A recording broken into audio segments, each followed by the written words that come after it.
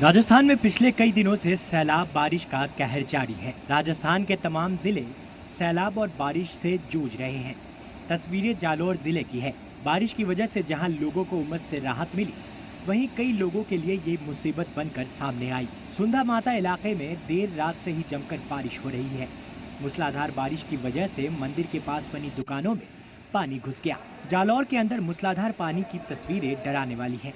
पानी का ऐसा खतरनाक चेहरा लोगों ने इससे पहले कभी नहीं देखा होगा, जिसकी वजह से लाखों के नुकसान की खबर है। महकमा मौसमियात के मुताबिक 28 अगस्त तक इलाके में तेज बारिश का इम्कान है।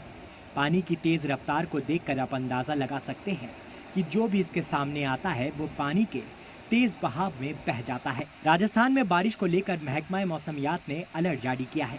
महकमा मौसमियात के मुताबिक अगले 3 दिनों तक राजस्थान के लोगों को बारिश से निजात नहीं मिलने वाली। मुल्क के कई हिस्सों में भी सैलाब का सितम जारी है। तस्वीरें गुजरात के अहमदाबाद की है, जहां आसमान से बरसती आफत ने लोगों की मुश्किलें बढ़ा दी हैं। अहमदाबाद में हुई बारिश के बाद वहां हालात कैसे हैं, इसकी गवाह ये तस्वीरें हैं। बारिश के बाद सड़कों पर पानी भर गया और इसे देखकर लगता है कि यहाँ मानो कोई दरिया बह रहा है। सड़कों पर पानी भर जाने से लोगों को आने जाने में काफी परेशानी हो रही है।